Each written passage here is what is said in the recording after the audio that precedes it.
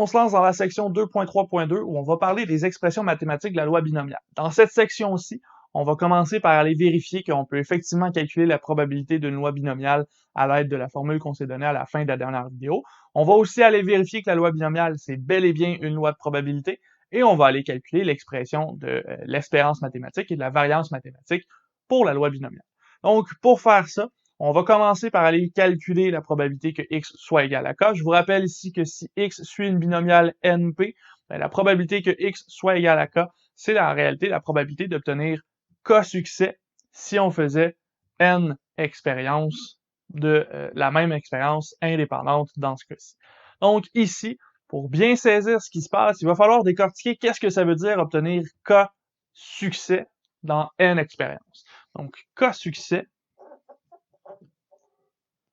dans n expériences, ça veut dire qu'on aurait, si on représente chaque expérience par une lettre,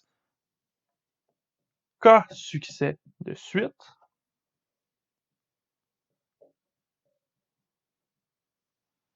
et on aurait n moins k échecs. Et là, j'ai mentionné k succès de suite. Ça, c'est seulement le cas le plus facile à aller établir. Mais ici, on va ajouter quelques notions supplémentaires par rapport à ça par la suite. Donc ici, on a k succès, n moins k échecs. Qu'est-ce que ça veut dire? On a k plus n moins k, donc on a n expériences au total. Ça représente toutes les expériences qu'on va avoir faites. Et là, ici, comme ce sont des expériences indépendantes, la probabilité que ça ici, ça se produise, ce serait quoi? Ben, ce serait la probabilité d'avoir un succès à l'étape 1, à l'étape 2, à l'étape 3, etc. jusqu'à l'étape K, et des échecs à toutes les autres étapes. Donc, on a une probabilité P pour chacun des succès, c'est la définition de notre binomial, et on a une probabilité 1 moins P pour chacun des échecs. Donc, à ce moment-ci, si on l'écrit de cette façon-là, on pourrait dire que notre probabilité correspondra à avoir P fois P fois P comme ça, K fois, et comme c'est indépendant, on peut encore multiplier les probabilités ici. Pour les échecs, on aura 1 moins P fois 1 moins P fois, etc., fois 1 moins P, n moins K fois. Et là, pourquoi est-ce que je peux utiliser 1 moins P ici? Ben, tout simplement parce que la binomiale, c'est deux résultats. Un succès ou un échec. Il n'y a pas d'autre possibilité, et le succès représente une probabilité P. L'ensemble au complet de l'expérience représente une probabilité de 1. Donc, l'échec, ce sera 1 moins P, la probabilité qui reste dans ce cas-ci. À ce moment-ci, on obtient le P à la K fois le 1 moins P à la N moins K. On se rapproche. On est presque rendu à notre formule de probabilité, mais on se rend compte qu'il nous manque quand même la combinaison ici K parmi N. Pourquoi est-ce que K parmi N doit être ajouté ici? Ben, tout simplement parce que ces possibilités-là, on peut les avoir avec n'importe quelle combinaison de K succès dans les N choix au complet qu'on les a ici. Les S ici, je les ai mis, les succès, je les ai mis successifs, mais ça pourrait être séparé par des échecs à chaque fois. On pourrait avoir des succès à la fin et des échecs au début. On pourrait avoir un ramassis aléatoire de succès et d'échecs dans ce cas-ci. Donc, on doit considérer que dans nos N expériences, on en a K qui sont des succès. Donc, on a N parmi K qui va apparaître. Comme on a N expériences et que on dispose les cas succès parmi les expériences, il y a K parmi N façons d'obtenir K succès et N-K d'échec. De là, la probabilité de X égale à K, qui sera égale à K parmi N fois la probabilité d'obtenir ce qu'on avait ici, donc fois P à la k fois 1 moins p à la n moins k. C'est de là qu'elle sort la formule qu'on vous a donnée, et cette formule-là, on remarque encore une fois que c'est le terme général du binôme de Newton, c'est ce qui va nous être utile lorsqu'on va vouloir vérifier que la loi binomiale, c'est une loi de probabilité. Maintenant qu'on sait que notre probabilité est effectivement égale à ce qu'on s'est donné précédemment, on aimerait savoir, est-ce que la loi binomiale, c'est vraiment une loi de probabilité? On a vu précédemment que pour être une loi de probabilité, il faut que la probabilité des xi soit toujours plus grande ou égale à 0. Donc la probabilité de chacune des valeurs pour notre variable aléatoire doit être plus grande ou égale à 0. Et on veut que la somme de toutes nos probabilités donne 1. Donc finalement que toutes les possibilités, toutes les valeurs possibles couvrent l'ensemble de l'espace échantillonnable. À ce moment-ci, on va aller vérifier avec la loi de probabilité, est-ce que nos probabilités sont toujours plus grandes que 0, et on va aller vérifier, est-ce que la sommation nous donne effectivement 1. Donc on commence en 1 avec cette loi de probabilité-là. On sait que la probabilité que grand X soit égal à petit xi, on utilise notre formule, ce sera égal à xi parmi n fois p à la xi fois 1 moins p à la n moins xi. À ce moment-ci, comme on sait que la probabilité est entre 0 et 1, ça veut dire que p à la xi, c'est toujours ici, p à la xi, c'est toujours plus grand ou égal à 0. On sait que 1 moins p, comme p est entre 0 et 1, 1 moins p c'est entre 0 et 1 aussi. Donc ça ici, 1 moins p à la n moins xi, c'est plus grand ou égal à 0, parce qu'on a toujours des exposants, on a toujours une base qui est positive, donc à ce moment-ci, tout ce qui nous reste à vérifier, c'est est-ce que les combinaisons peuvent être négatives. Dans ce cas-ci, xi parmi n, c'est égal à n factoriel sur xi factoriel fois n moins xi factoriel. Ici, n factoriel, comme on multiplie des nombres positifs ensemble, on ne va jamais chercher des négatifs. N factoriel, c'est certain que ce sera plus grand ou égal à 0, même en fait, ce sera plus grand strictement que 0, parce qu'on ne multiplie jamais par 0, on multiplie par 1 lorsqu'on arrive à 0 factoriel. Xi factoriel, même chose, c'est toujours plus grand que 0. N moins xi, comme xi est plus petit que n, ben à ce moment-ci, je vais faire ma flèche dans l'autre sens. À ce moment-ci, n moins xi factoriel, c'est plus grand que 0. Donc, on a quelque chose de positif au numérateur, des choses positives au dénominateur. Donc, on a ici que ce sera strictement plus grand que 0 pour la combinaison. Donc, on a que la combinaison est plus grande que 0. On a que les deux multiplications des puissances sont plus grandes que 0.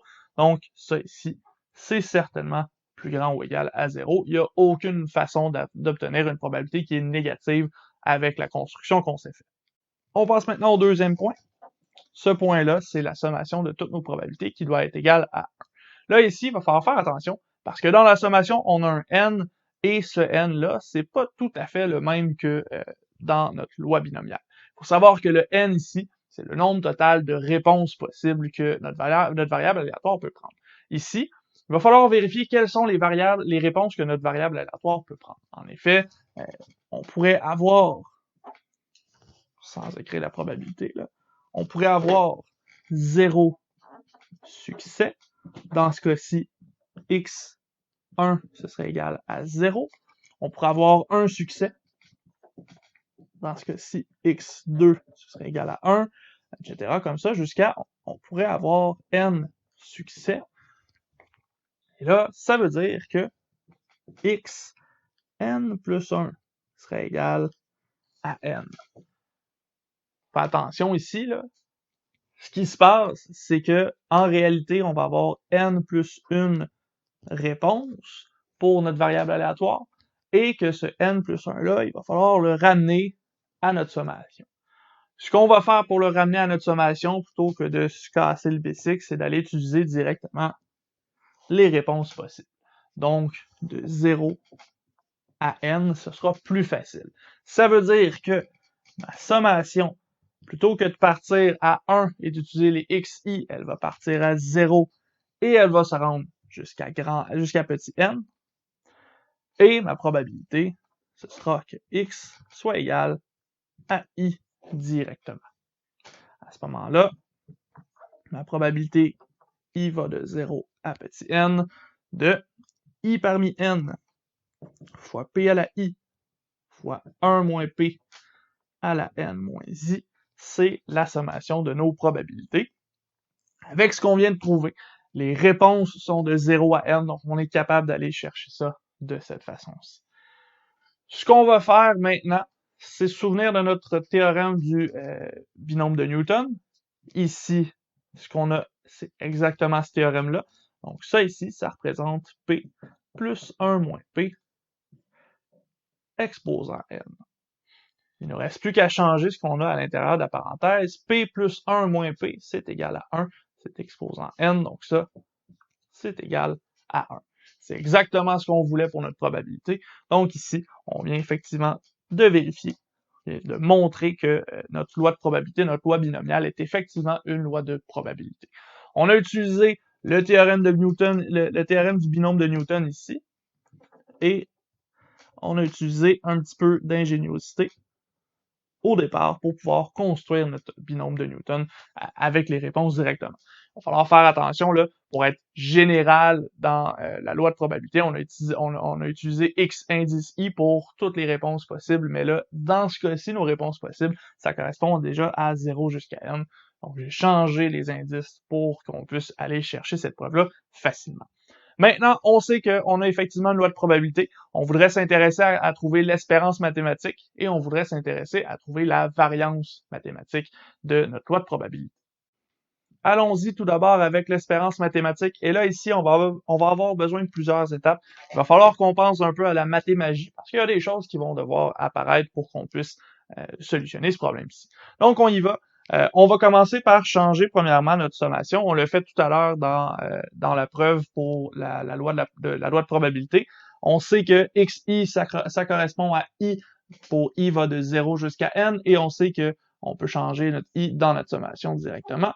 Donc, on va commencer par exactement cette opération-là. Donc, on va avoir la probabilité de x égale à i plutôt que x égale à petit x. À ce moment-ci, je vais changer dans la formule qu'est-ce que vaut la probabilité. Je garde mon i, je vais avoir i parmi n multiplié par p à la i, multiplié par 1 moins p à la n moins i. Et là, avec cette nouvelle écriture-là, ben, comme on se rend compte qu'on multiplie par i, on sait que le premier terme, quand i va être égal à 0, ça va disparaître. Parce que 0 fois n'importe quoi, ça disparaît. Fait que ça ici, je vais le réécrire comme étant la somme pour i va de 1 jusqu'à n de i fois i parmi n fois p à la i fois 1 moins p à la n moins i. Et c'est ici là qu'on va commencer à faire apparaître des opérations qui sont plus ou moins intuitives et qu'on va faire apparaître un petit peu de mathémagie. Donc dans ce cas-ci, j'ai des i qui multiplient le tout. J'aimerais peut-être essayer de l'inclure dans le reste de notre opération. Donc ce qu'on va faire ici, c'est essayer de rentrer le i dans la combinaison i parmi n. On va voir qu'est-ce que ça fait. Donc, i va de 1 jusqu'à n. Donc, on va avoir notre i fois n factoriel sur i factoriel fois n moins i factoriel. J'ai développé ma combinaison et j'ai entré mon i dans ma fraction. Je multiplie toujours par p à la i et 1 moins p à la n moins i. À ce moment-ci, ce que je vais faire, c'est simplifier le i en haut de mon numérateur avec le i factoriel qui est en dessous dans mon dénominateur. Ici, on obtient i, oups, je vais essayer d'écrire un symbole qui est lisible, ça serait mieux. On a i qui part de 1 jusqu'à n fois de n factoriel sur, ici, si je simplifie les i ensemble, il va me rester i moins 1 factoriel. J'ai toujours n moins i factoriel, multiplié par p à la i, et par 1 moins p à la n moins i. Et là, à ce moment-ci, j'ai i moins 1 qui est apparu ici, et ça ne concorde avec rien pour le théorème du binôme de Newton. Donc, ce qu'on devrait faire, c'est faire quelques modifications. Mais avant de faire ces modifications-là, je vais sortir deux termes qui vont nous permettre de simplifier l'expression un petit peu plus tard. Ce que je vais sortir, c'est un n au numérateur et un p dans mon p à la i ici. Donc, on va obtenir la sommation pour i va de 1 à n de n fois n moins 1 factoriel, toujours sur i moins 1 factoriel fois n moins i factoriel, on multiplie par p, qui sera multiplié par p à la i moins 1, et il me reste 1 moins p à la n moins i. À ce moment-ci, j'ai un n et un p qui ne sont plus du tout affectés par i, donc je vais les sortir à l'avant de ma sommation. J'arrive à np fois la sommation de i va de 1 jusqu'à n, de n moins 1 factoriel sur i moins 1 factoriel fois n moins i factoriel fois p à la i moins 1 fois 1 moins p à la n moins i. À ce moment-ci, on a une expression avec n-1 avec i-1. Donc, pour simplifier le problème, on va devoir faire des changements de variables, puis on va voir qu'il y a des choses plutôt jolies qui vont apparaître. Donc, on va commencer par poser j comme étant i-1. De cette façon-là, on sait que i plutôt sera égal à j plus 1. Ça va nous permettre de remplacer ça plus facilement dans notre équation. À ce moment-ci, on va obtenir n fois p fois la sommation de, pas i cette fois-ci, on vient de changer, il ne faut pas l'oublier, j, et là, j va partir où? Comme on part à i-1, on part à 1-1, donc on part à 0, et on se rend à n-1 pour la sommation. Dans la sommation, il reste toujours le n-1 factoriel, i-1 ça devient j factoriel, n moins i ça devient n moins j plus 1, donc n-1 moins j. Ici, je fais juste faire apparaître le n-1 pour que ce soit plus clair, et on a notre factoriel qui apparaît. On a toujours le p à la i-1 qui devient p à la j, et il nous reste 1 moins p à la n moins i, donc n moins j moins 1 ici. N moins i moins j, je vais faire ça plutôt dans l'autre sens pour que ce soit plus clair. Vous allez comprendre dans un instant pourquoi je fais ça. Donc à ce moment-ci, on va faire un deuxième changement de variable. Ce changement de variable-là, on va faire m qui est égal à n-1. Donc, ici, j'ai pas besoin d'expliciter le n. Avec ça, ici, je vais remplacer dans mon équation. Il va me rester np fois la sommation de j part de 0 jusqu'à n-1. Ça, c'est m maintenant. n-1 factoriel, c'est m factoriel. On a toujours j factoriel. Et là, on a n-1 moins j. Donc, m moins j factoriel. P à la j. 1 moins p à la n-1, qui est m moins j dans ce cas-ci. Et là, vous devriez reconnaître quelque chose. Vous devriez reconnaître ici le binôme de Newton pour P et 1 moins P. On a prouvé dans la loi de probabilité que ça ici, c'est égal à 1. Donc, ça va disparaître et il va nous rester NP. De cette façon-là, on vient de découvrir que l'espérance mathématique d'une loi binomiale est égale au paramètre n fois le paramètre p. C'est une propriété de notre loi binomiale, on va l'utiliser. Ça va nous permettre d'aller calculer des espérances mathématiques plus facilement.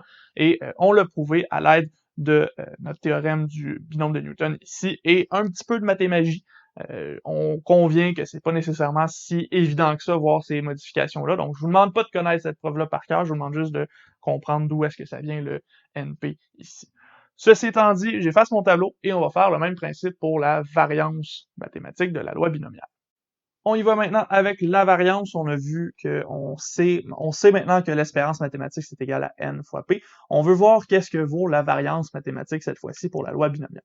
Pour faire ça, on va devoir développer un petit peu notre expression pour trouver une expression plus facile à résoudre. Et avec cette nouvelle expression plus facile-là, ce sera possible pour nous d'aller résoudre ce problème-là au complet. Donc, on y va déjà ici. Pour la première chose qu'on va faire, c'est changer notre xi en i, comme on l'a fait pour l'expérience et comme on l'a fait pour la loi de probabilité dans ce cas-ci. Notre sommation, i va passer de 0 à n cette fois-ci, et on va avoir i moins mu au carré, fois la probabilité que grand X soit égal à i. À ce moment-là, je développe mon exposant 2. J'ai toujours la sommation i de 0 à n de i carré moins 2 i mu plus mu au carré. Tout ça fois la probabilité que x soit égal à i. Il me reste à développer, à envoyer plutôt ma probabilité sur chacun des termes et on va voir qu'il y a des choses qui vont commencer à se simplifier ici. Donc, on va avoir comme premier terme i carré fois la probabilité que grand X soit égal à i, moins 2 mu fois la somme de i va de 0 à n fois i de I plutôt fois la probabilité que grand X soit égal à I. Et pour le dernier terme, mu carré fois la somme I va de 0 à n de la probabilité que grand X soit égal à I. À ce moment-ci, il y a deux termes qui peuvent se simplifier. On a le terme dans le milieu ici, I fois la probabilité que X soit égal à I, c'est ce qu'on vient de voir, c'est notre espérance mathématique, c'est égal à NP. Et finalement, la probabilité que X soit égal à I, on l'a vu lorsqu'on a prouvé que c'était une loi de probabilité, c'est égal à 1. À ce moment-ci, on peut réécrire tout ça comme étant la somme pour I va de 0 à n de I carré fois la probabilité que grand X soit égal à I, moins 2 fois ici, mu, on sait que c'est n fois p, c'est ce qu'on a trouvé juste avant, et on multiplie ça par n fois p, donc on va l'élever au carré ici, et finalement, on a mu carré fois 1, donc on a n fois p au carré. Ici, notre expression devient déjà un petit peu plus simple. On a une sommation à gérer, et on a deux termes qui sont déjà réglés. On va voir qu'est-ce que ça donne ici. Sommation I de 0 à n, I carré fois la probabilité que grand X soit égal à I. Et là, on a moins 2 np carré plus np carré. Il va nous rester moins np au carré. Et là, à ce moment-ci, tout ce qui nous reste à gérer, c'est notre sommation. Pour cette sommation-là, ce qu'on va faire, c'est utiliser la propriété suivante. On sait que I fois I moins 1 plus I, c'est égal à I carré moins I plus I. Les I vont s'annuler. Il va me rester I au carré. Donc, avec un petit peu de mathémagie, on va réorganiser notre sommation. On va dire donc que la sommation I va de 0 à n, I au carré, fois la probabilité que X est égal à I. Ce sera égal à quoi? Ce sera égal à sommation I de 0 à n de I fois I moins 1 plus I fois la probabilité que grand X soit égal à I. Je distribue ma probabilité dans ma première parenthèse, sommation I de 0 à n, I fois I moins 1 fois la probabilité que X soit égal à 1, à I plutôt, plus la deuxième sommation I de 0 à n fois I, probabilité que grand X soit égal à I. Donc là, à ce moment-ci, j'ai refait apparaître I fois la probabilité que X soit égal à I. Je sais ce que ça vaut, N. P. Il me reste seulement cette première sommation-là ici à régler. Et là, ça n'a peut-être pas l'air parfait encore comme sommation, mais on va voir rapidement que cette sommation-là, un peu comme avec l'espérance mathématique, on est capable de l'arranger facilement. Donc là, on peut dire que à ce stade-ci, la variance de la loi binomiale est égale à cette expression-ci, donc sommation I de 0 à n, I fois I moins 1, probabilité que X soit égal à I, plus NP, moins NP au carré, comme on l'avait. À ce moment-là, il ne me reste plus qu'à trouver la grosse sommation qui est ici, et j'aurai trouvé ma variance assez facilement. Donc, j'ai fait beaucoup de manipulations au départ, et pour l'instant, on dirait que je tourne en rond puis que je fais rien d'utile, mais vous allez voir que lorsque je vais développer cette sommation-là ici, on va voir que c'est plus facile avec cette écriture-là pour le I fois I moins 1. Donc, on va pouvoir travailler avec ça. Allons-y avec cette sommation-là, et là, pour commencer, ce que je vais faire ici, c'est développer un petit peu ma probabilité et les facteurs de I et de I moins 1 que j'ai. Donc, I de 0 à n, on va avoir I fois I moins 1, fois la probabilité ici. Cette probabilité-là, on sait qu'elle se calcule avec I parmi n, P à la I, 1 moins P à la n moins I. Donc, si je développe ma combinaison ici, je devrais avoir des choses qui peuvent se simplifier. En effet, la sommation de 0 à n va devenir I fois I moins 1 fois n factoriel divisé par I factoriel fois n moins I factoriel, P à la I, 1 moins P à la n moins I. Et là, ce que j'obtiens, c'est que I et I moins 1 peuvent se simplifier avec le I factoriel qui est là. Avant de faire ça, on va quand même regarder qu'est-ce qui se passe avec les deux premiers termes de ma sommation pour peut-être changer un petit peu l'indice de mon I ici. Qu'est-ce qui se passe lorsque I est égal à 0? Ben, j'obtiens 0 pour le premier terme. 0 fois tout le reste, ça va s'annuler. Pour le deuxième terme, lorsque i est égal à 1, j'obtiens 1 fois 0 fois tout le reste. Donc, j'obtiens 0, et il va me rester la sommation de i égale 2 jusqu'à n de la même expression.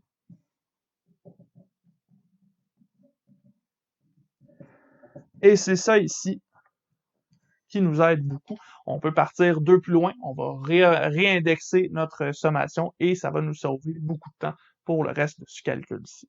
Donc, ce qu'on va faire maintenant, c'est faire des simplifications avec le i factoriel. On a notre sommation de 2 jusqu'à n. À ce moment-ci, i fois i moins 1 vont disparaître, il va nous rester n factoriel, et en dessous, ici, il va nous rester i moins 2 factoriel fois n moins i factoriel toujours, fois p à la i, fois 1 moins p à la n moins i. Donc là, j'ai fait un petit peu de modification. J'ai fait apparaître i moins 2. Je sais que par mon expérience mathématique, si je réussis à avoir n moins 2 factoriel en haut, je devrais avoir une possibilité de réarranger mes termes pour que ce soit un petit peu meilleur. Donc, ce qu'on va faire ici, c'est commencer par sortir n factoriel. Pas n factoriel, mais seulement n.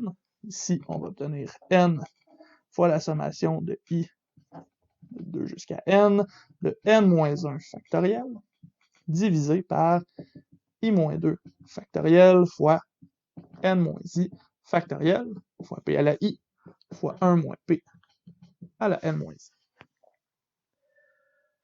J'ai fait apparaître n moins 1, mais je voudrais n moins 2 pour pouvoir réguler avec le i moins 2 qui est en dessous. Donc, je vais faire sortir n moins 1 aussi devant ma sommation. Donc, je vais avoir n fois n moins 1 fois la sommation pour i va de 2 jusqu'à n fois plutôt n moins 2 factoriel sur i moins 2 factoriel fois n moins i factoriel. Il reste toujours p à la i et 1 moins p à la n moins i. Là, par contre, il me reste une dernière chose à modifier. Mon p à la i, si je veux qu'il soit concordant avec mon i moins 2, je devrais avoir p à la i moins 2. Donc, je vais sortir p au carré à l'avant. Je vais avoir n fois n moins 1 fois p carré fois la sommation i va de 2 jusqu'à n de n moins 2 factoriel sur i moins 2 factoriel fois n moins i factoriel fois p à la i moins 2 fois 1 moins p à la n moins i. Et là, je suis rendu au moment où je peux invoquer plus de mathémagie pour solutionner le problème au complet. Maintenant que j'ai fait sortir les termes qui m'intéressaient, je vais pouvoir réorganiser ma sommation ici pour que ce soit un petit peu mieux. Donc, je vais commencer par poser j est égal à i moins 2. De cette façon-là, je vais obtenir n fois n moins 1 fois p carré fois la sommation de j part à 0. Si i commence à 2 et que j vaut i moins 2, on commence à 0. Et on se rend jusqu'à n moins 2. N moins 2 factoriel sur j factoriel fois n moins i. I va être égal à j plus 2, donc n moins 2 moins j factoriel ici. On a toujours p à la i moins 2, ça devient p à la j. Et il nous reste 1 moins p à la n moins i qui va devenir n moins 2 moins j dans ce cas-ci. Et ici, on est presque rendu. Il me reste à poser que m est égal à n moins 2.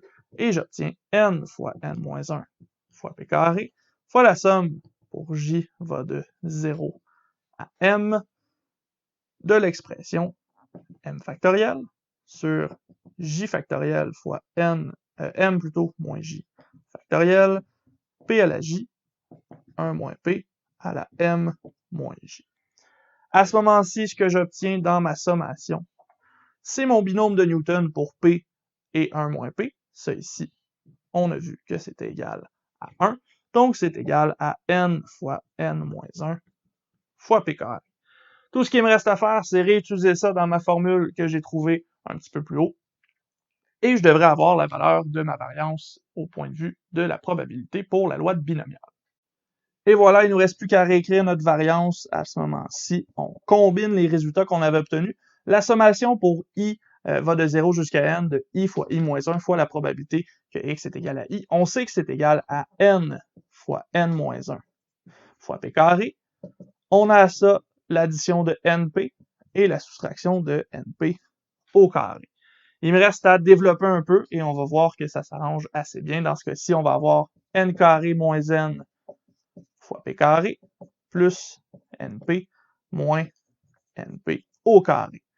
Je peux développer ici, je vais avoir np au carré. Si j'envoie n carré fois p carré, ça me donne np au carré. Il va me rester moins n fois p carré plus np moins np au carré. Les deux termes aux extrémités s'annulent entre eux. Il va donc me rester np moins np carré.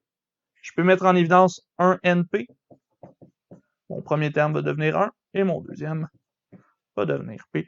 Donc, ma variance mathématique est égale à np fois 1 moins p. C'est un autre résultat qui va nous être utile lorsqu'on va parler de la loi binomiale, notamment lorsqu'on va chercher la variance d'une variable aléatoire. Et ici, encore une fois, comme avec l'expérience mathématique, je vous demande pas de la connaître par cœur, cette preuve-là, je vous demande juste de comprendre le raisonnement ici, de comprendre le résultat qu'on obtient dans ce cas-ci. Donc, en résumé, on vient de trouver que pour la loi binomiale x, avec les paramètres n et p, on a que l'espérance mathématique est égale à np, et on a la variance mathématique qu'on vient de trouver, qui est égale à np fois 1 moins p. Donc, on vient de résumer pas mal de choses sur la loi binomiale. On sera capable de faire beaucoup de calculs avec ça. Donc, pour nous, ça sera suffisant pour la loi binomiale. On en a fait assez. On a fait des grosses preuves, des choses qui sont des mathématiques qui sont quand même lourdes, mais on arrive à des résultats qui sont plutôt jolis, plutôt intéressants pour nous.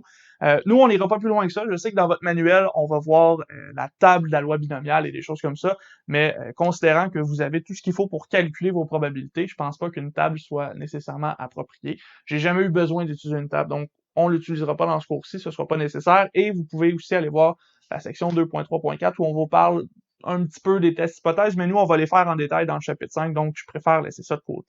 Ceci étant dit, ça veut dire qu'on a fait le tour de notre section 2.3, donc on va être rendu dans notre prochaine vidéo à la loi de Poisson. On va commencer à voir qu'est-ce que c'est la loi de Poisson au point de vue des probabilités.